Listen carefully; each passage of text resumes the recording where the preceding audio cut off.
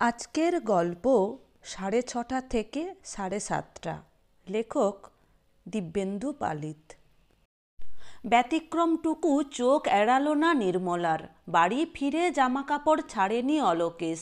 জুতোটা বাহিরেই খুলে এসেছিল। তারপর যেমনকে তেমন শুয়ে পড়েছে বিছানায়। আজই নতুন বিছানো চাদরের উপর প্রায় ধুলো পায়ে অলোকেশকে শুয়ে পড়তে দেখে সামান্য ক্ষুণ্ণ হলো সে। তবে স্বামীকে অন্যরকম দেখেই বলল না কিছু। এই ঘরটা রাস্তার দিকে, সারাক্ষণই গোলমাল কানে আসে। পর্দা টাঙানো থাকলেও জানলার উপর দিকটা ফাঁকা। লরি বা কোনো উঁচু গাড়ি টাড়ি গেলে চোখে পড়ে। ওপাশে ফুটপাতের ওদিকে একতলা বাড়িটার মাথায় দোতলা উঠছে নতুন। সকাল থেকে শেষ বিকেল অবধি জন্মজুর খাটে বলে প্রায় বন্ধ রাখতে হয় জানলাটা। প্রায় 6টা সোয়া 6টা পর্যন্ত। অলোকেশ বাড়ি ফেরার খানিক আগে নিরাপদ ভেবে খুলে দিয়েছিল। শোয়া বসা তাদের যা কিছু সব এ ঘরে। এমনকি আলমারিতে রাখা দিনে দিনে গড়ে তোলা গয়না, কাঁচা টাকা সবই। অলোকেশ যখন থাকে না তখন একা বাড়িতে মাঝে মাঝেই এসব নিয়ে নাড়াচাড়া করতে ভালো লাগে নির্মলার। মাঝে মাঝে মনে হয় এসবই যথেষ্ট নয়, আরও কিছু থাকলে ভালো হতো। জানলাটা খোলা থাকলে বাহিরের লোকজনের সামনে শুধু নিজেকে বেআব্রু লাগে না, কেমন একটু ভয়ও হয়। দোতলা ওঠা শেষ হলে হয়তো সারাক্ষণই বন্ধ রাখতে হবে। আজ এই নিয়ে অলোকেশের কাছে অনুযোগ করবে ভেবেছিল, হলো না। এর আগেই অলোকেশকে হাত মুখ ধুয়ে নেবার জন্য তাড়া দিয়েছে নির্মলা, আবারও দিল। কি হলো? কিছু না। ঈষৎ নড়ে শুয়ে অলোকেশ বলল, যাচ্ছি। আরও খানিক পরে উঠল অলোকেশ। পোশাক ছাড়ার মধ্যে পুরোপুরি অমনোযোগী। নড়াচড়ায় সঙ্গতি নেই। গেঞ্জিটা গা থেকে খুলে কলঘরে গেল। অভিজ্ঞতা থেকে স্বার্থপর হতে শিখেছে নির্মলা। আর কাউকে না চিনুক, স্বামীকে চেনে। খুঁটিনাটি মিলিয়ে লক্ষ্য রাখে অলোকেশের উপর। এখন কলঘরে জলের শব্দ এবং তার মধ্যে অলোকেশের কাশির শব্দ শুনে খটকা লাগলো তার। দুঃখের মধ্যে কাশলে যেমন হয় অনেকটা তেমনি। শরীর খারাপ হলো নাকি? প্রশ্নটা উঠলেও অনুমানে বুঝতে পারল না নির্মলা। অলোকেশকে বিমর্ষ ও উদাসীন দেখালেও অসুস্থ মনে হয়নি। এই সময়ের প্রবণতাবশত ড্রয়ার থেকে ধূপকাঠি বের করল নির্মলা। জেলে কুলুঙ্গিতে লক্ষ্মীর পটের সামনে রাখল। অলোকেশ ফিরে এলো। বারান্দায় তক্তপোষে বসে ভিজে পায়ের পাতা তোয়ালে দিয়ে মুছল অনেকক্ষণ ধরে। অভ্যাসে নয়, নিশ্চিত অন্যমনস্কতার জন্যে। স্বামীর ভাবভঙ্গির কিছুই বোধগম্য হচ্ছিল না নির্মলার। এ সময় হাসা উচিত তার। ঘরের দরজায় দাঁড়িয়ে আরও মুহূর্ত অলোকেশকে লক্ষ্য করে ঠোঁট বিস্তৃত করল নির্মলা। কি হলো তোমার? জবুথবু হয়ে বসলে যে? কিছু না। অলোকেশ স্ত্রীকে দেখল একই অন্যমনস্কতায়। চা হয়েছে? হচ্ছে। দাও। এতক্ষণ শুয়ে বসে কাটালে, এখন তাড়া দিচ্ছ? নির্মলা স্বভাবে ফিরে এলো। এত তাড়া কিসের? কিছুটা বিরক্তি দেখিয়ে নির্মলা চা আনতে গেলে অলোকেশ উঠে এলো ঘরে। ধুতিটা গুছিয়ে পরল, গেঞ্জিটা চাপালো গায়ে। আলনায় ঝুলিয়ে রাখা পাঞ্জাবিটা টেনে নেবার আগে যেটুকু অন্যমনস্কতা, তারই মধ্যে ফিরে এলো নির্মলা। ও কি, আবার বেরোচ্ছ নাকি? হ্যাঁ। কোথায়? সঙ্গে সঙ্গে কোনো উত্তর দিল না অলোকেশ। তার অন্যমনস্কতার মধ্যেই নির্মলার প্রশ্নটা অবাঞ্ছিত হয়ে ঝুলে থাকলো কিছুক্ষণ। তারপর চুল পরিপাটি করার পুরনো অভ্যাসে মাথার উপর দ্রুত হাত বুলিয়ে নিয়ে বলল, আশ্চর্য, আমার কি ব্যক্তিগত বলে কিছু নেই? সব সময় জবাবদিহি করতে হবে কেন? জানোই তো, সন্ধ্যের পর অকাজে আমি কোনোদিনই বেরোই না। তবু এত প্রশ্ন কেন? অলোকেশের এই হঠাৎ ক্ষুণ্ণ হয়ে ওঠার কারণ কি তা বুঝতে পারছিল না নির্মলা। স্ত্রী হলেও পারস্পরিক সম্পর্কে সমানাধিকারের ব্যাপারটা প্রায়ই খোঁচা দেয় তাকে। কিন্তু এই মুহূর্তে অলোকেশের কথাবার্তার আকস্মিকতা তাকে অসহায়ই করে রাখল। চায়ের কাপটা তখনও নির্মলার হাতে। অভিমানে এবং কিছু না বলতে পারার অস্বস্তিতে কান গরম হয়ে উঠল তার।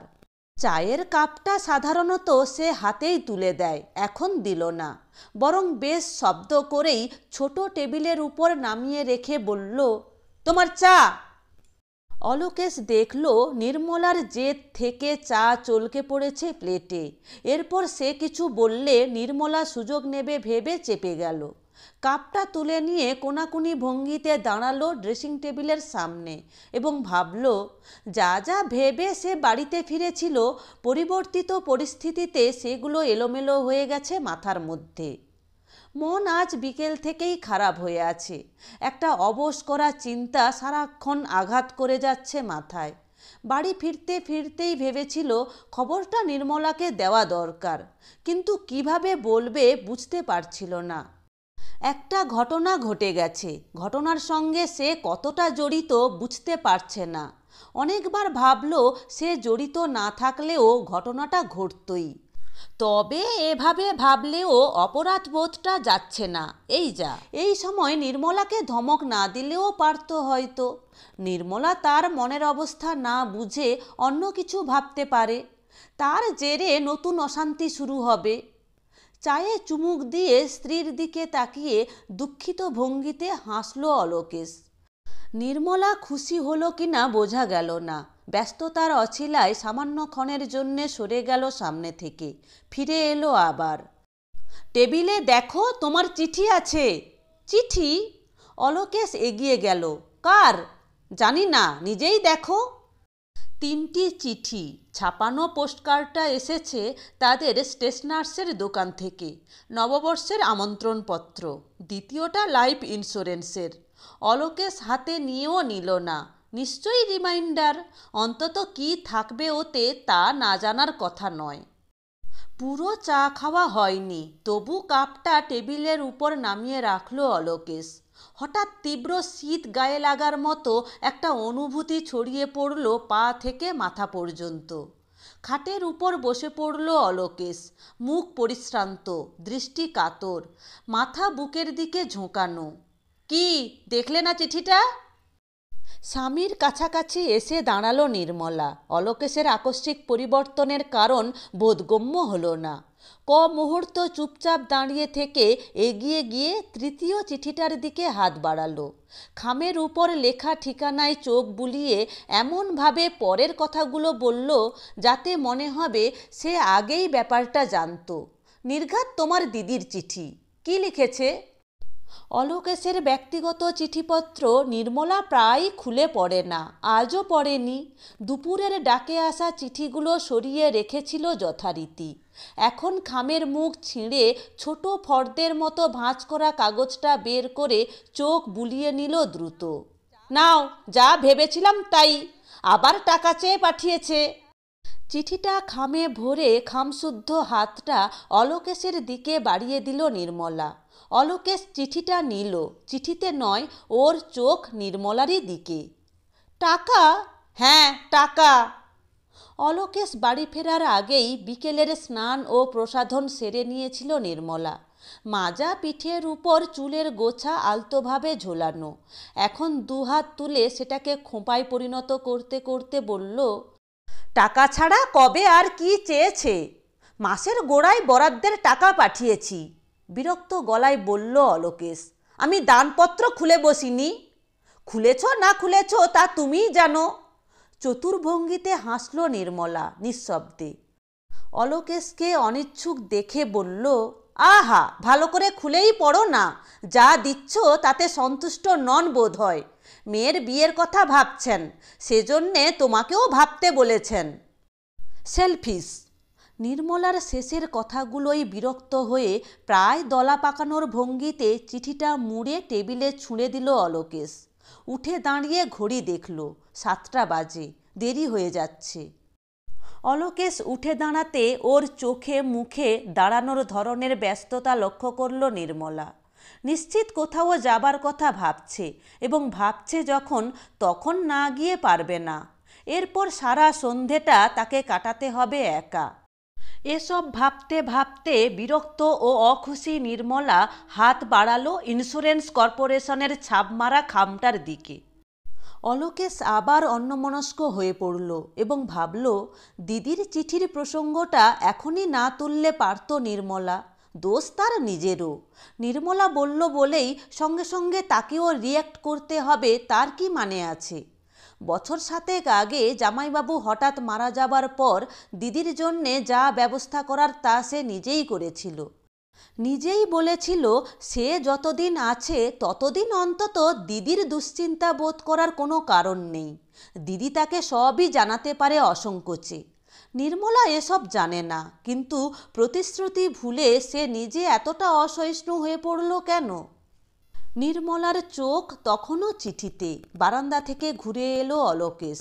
জিতেনের আসবার কথা 7টার আগে, এখনও এলো না। কোথায় যাবে? টাকরায় শব্দ তুলে নির্মলা বলল, আড্ডা? না। নিজেকে গুছিয়ে নিল অলোকেশ। বিশুর বাড়ি। বিশু প্রিমিয়ামটা এখনও জমা দেয়নি দেখছি। চিঠিটা ভাঁজ করে টেবিলের উপর রাখল নির্মলা। কী সব বন্ধুবান্ধব, চিট! আমি বলছি টাকা ও আর জমা দেবে না। এই নিয়ে কবার হলো? দিদি না হয় আত্মীয়। বিশু নিশ্চয়ই অসুবিধায় পড়েছিল, না হলে। জোর দিয়ে বলবার চেষ্টা করল অলোকেশ। কেউ কোনোদিন ওকে অসৎ বলতে পারেনি, বেচারা। টাকা মেরে দেবার মতন লোক ও নয়। সাফাই গেও না। চাকরিটা গিয়েছিল কি জন্যে? টাকা লোপাট করেনি? ওটা কনস্পিরেসি। ছাপোসা পেয়ে জড়ানো হয়েছে ওকে। এখনও এনকোয়ারি চলছে। হ্যাঁ, চলছে। অনন্তকাল ধরে চলবে। ততদিন ওর সংসার টানবে তোমরা। একটু থেমে অলোকেশ তখনও চুপচাপ দেখে ঝাঁঝালো গলায় বলল নির্মলা, কে কেমন তা জানতে আমার বাকি নেই। কোনো কোনো মানুষের গায়ে গন্ডারের চামড়া থাকে। লজ্জা অপমানের ভয় তাদের থাকে না। সেদিন দেখলে তো ওর বউয়ের দেমাক। বলে কিনা গয়না বেচে শোধ দেবে। কটা গয়না আছে ওর? প্রশ্নের ধরনে নির্মলা কথাটা শেষ করার আগেই অস্বস্তিতে খাটের উপর বসে পড়ল অলোকেশ।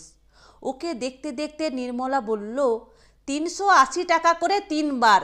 আগের দুটো প্রিমিয়ামের ইনস্টলমেন্ট তোমাকেই দিতে হলো আবার। আমি খুব অবাক হচ্ছি, সেদিন অত স্পষ্ট করে বলবার পরও অন্য কেউ হলে অপমানে আত্মহত্যা করত। নিমু! স্ত্রীকে ধমক দিল অলোকেশ, কিন্তু জোর পেল না তেমন। শেষ পর্যন্ত বলল, বাড়ি বয়ে গিয়ে সেদিন তো অনেক অপমান ওকে আমরা করেছি, আর কেন? অপমানে তো আর টাকাটা ফিরে আসবে না। টাকা খোলামকুচি নয়। তোমার না লাগতে পারে, আমার গায়ে লাগে। আর লাগবে না।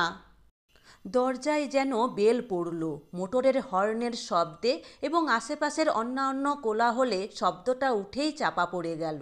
সেই মুহূর্তের কথা থেমে যাওয়া নৈঃশব্দের মধ্যে উৎকর্ণ হলো অলোকেশ, নির্মলাও। জিতেনের আসবার কথা 7টায়, এখন প্রায় 7:30। এখান থেকে জিতেনের সঙ্গে বিশ্বনাথের বাড়ি যাবার কথা। কারণ জানে না, তবু অলোকেশ বুঝতে পারছিল না যা ঘটেছে। তারপর কি করে সে বিশ্বনাথের স্ত্রী সুধার সামনে গিয়ে দাঁড়াবে? দরজায় আবার বেল পড়ার আগে স্ত্রীর দিকে তাকালো অলোকেশ। শোনো নির্মলা। নিজেকে যতটা সম্ভব ধাতস্থ করে নিয়ে অলোকেশ বলল, বিশ্বনাথ কাল রাত্রে সুইসাইড করেছে। কি? হ্যাঁ। কেন? নির্মলার মুখ নিরক্ত। ভয় পাওয়ার ধরনে ক্রমশ বিছানায় গিয়ে বসল। আমি গণৎকার নই, কেন তা বলতে পারবো না। অলোকেশ দরজা খুলতে গেল। জিতেনকে ভিতরে ঢুকতে দিয়ে বলল, আমি রেডি হয়ে আছি, তোমার দেরি কেন? বলছি ভিতরে চলো। নিঃশ্বাস নিয়ে জিতেন বলল, নির্মলা আছে? হ্যাঁ। দরজা বন্ধ করে জিতেনের মুখোমুখি দাঁড়ালো অলোকেশ। কি ব্যাপার, তোমাকে খুব আপসেট লাগছে? বলছি। ওরা ঘরের কাছাকাছি এসে পড়েছিল। জিতেনকে দেখে চেয়ার এগিয়ে দিল নির্মলা। বসবো না। জিতেনের গলা স্পষ্ট। কয়েক মুহূর্ত অলোকেশ এবং নির্মলাকে দেখে নিয়ে বলল, ওরা শ্মশান ফেরত আমার বাসায় এসেছিল, আর যাওয়ার দরকার নেই। অলোকেশ ওর কথার অর্থ ধরতে পারল না। পকেট হাতড়ে একটা কাগজের মোড়ক বের করে টেবিলের উপর রাখলো জিতেন। সুধা এই চুড়িটা তোমাদের কাছে পাঠিয়ে দিয়েছে। অলোকেশ বলল, তার মানে? মানে আমি বলবো কি করে? চোয়াল দৃঢ় হলো জিতেনের। একটু চুপ করে থেকে বলল, সুধার ভাই শ্মশানে এনেছিল, দিল। অলোকেশ ঠোঁট কামড়ে ধরল। দুজনকে দেখতে দেখতে ঘড়ির দিকে চোখ পড়ে গেল নির্মলার, 7:30 এবং ভাবল, এ নিয়ে আর উচ্চবাচ্য না করাই ভালো, সময়ে সবই ঠিক হয়ে যাবে। প্রিমিয়ামের টাকা বিশ্বনাথই নিয়ে গিয়েছিল, জমা দেয়নি। বারবার একরকম করায় 2-4টে কথা তারা বলেছিল ঠিকই, কিন্তু ওকে আত্মহত্যা করার প্ররোচনা দেয়নি। চুড়িটাও সুধা পাঠিয়েছে নিজের গরজে। এসবের পরেও কি অদ্ভুতভাবে অপরাধী হয়ে যাচ্ছে তারা। কেন? পৃথিবীটা হাতেদের কবজাতেই চলে যাচ্ছে নাকি? সবাই ভালো থাকবে, সুস্থ থাকবে। এরকম আরও ভালো ভালো গল্প শুনতে হলে চ্যানেলটি সাবস্ক্রাইব করে পাশে থাকা বেল আইকনটি প্রেস করো।